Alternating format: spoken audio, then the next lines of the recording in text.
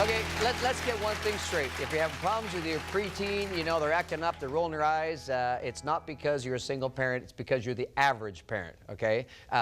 Because there's principles that apply to life with kids, whether you're a single parent or not. And we're thrilled to have one of the most amazing experts on this. Have a new kid by Friday. How's that for a quick tune-up? I'm wondering here. But yeah, stay with us. We're going to jump into this, okay? Now, Kevin, in the book, parenting, you know, the single parenting that works, you had 3 things I just got affirmed.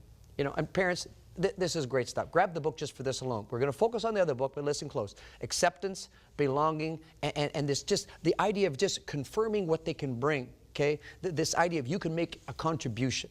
Okay? If you can have your kids realize that you accept them as they are, beautiful thing. That they belong. There's nothing they'll ever do that'll make you quit loving them. And finally, this idea of I can make a contribution, that you've got some gifts and abilities and you're here for a purpose. That's a great place to start. Whether you're a single parent or not, get that into your kid's head and they'll be confident kids. I'm interrupting on the belonging. Yes, I am. Okay. Because I want you guys to share with moms and dads things that they can do that will communicate to the kids they belong. Because I'm telling you firsthand that you do not feel like you belong anywhere.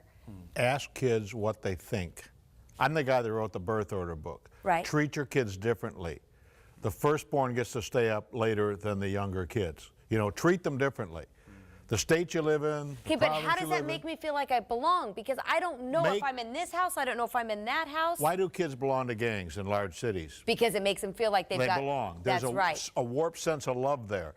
The home needs to be a home where kids give back to the family, where mom and dad don't snowplow the roads of life and do everything for kids. Hey, would you kids turn that TV down there? I'm trying to do your homework.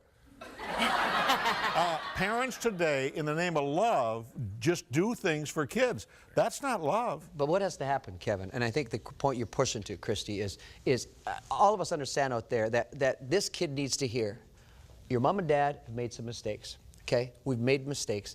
But it's not your fault, and I'm not going anyplace.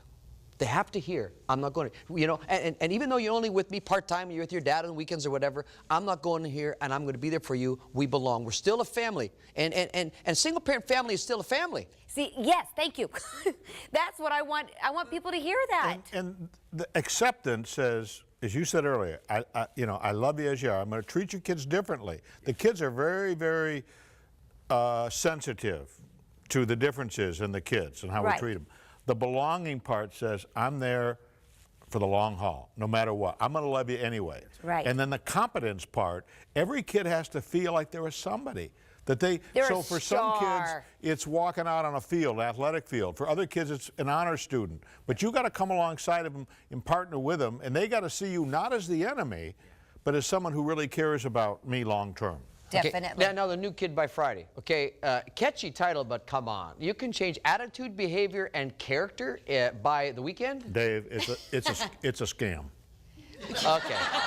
Okay, you heard it first here on Marriage Uncensored with Dave and Christie. Yeah, we didn't have to hear it. Everybody who has a kid knows it's a scam. It doesn't take 5 days. You can do it in 2. Oh, get out of here. Give me 48 hours with a little ankle biter. I don't care if he's got an attitude, you know. Simple things. Say it once, turn your back, walk away, okay? Kids are creatures of habit. They come home from preschool. They expect a little treat to be there. But the same kid wanted to stop for a treat. Mom said, no, honey, we got to go home. And this kid, 4 years old, says to his mother, who pushed for 9.5 hours to give him life, this little kid says, I hate you. I hate you? I pushed 9.5 hours at an epidural, and you hate me? You know.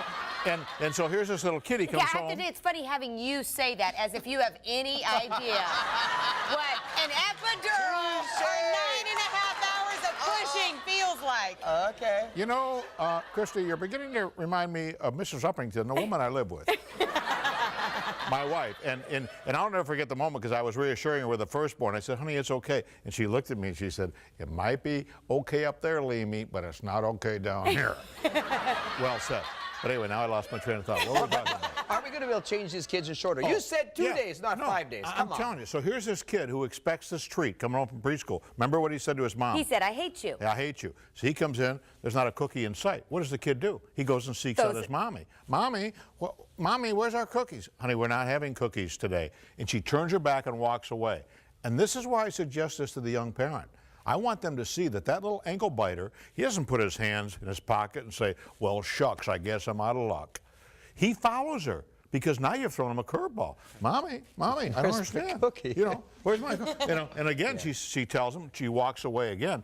Finally, his little heart is open, his ears are open, and now she levels the little sucker with, honey, I didn't like the way you talked to me in the car. And that little sucker will melt down. Mommy, I'm sorry, I said what I said. And you can love on him. You can give him your sugar if you grew up in the South or something. Yes, I know all about sugar. Yeah, Okay. But watch what that little hedonistic sucker says after he gets his act together. He says, Mommy, can I have my treat now? And the answer is no. No. And that's what I call giving a kid vitamin N.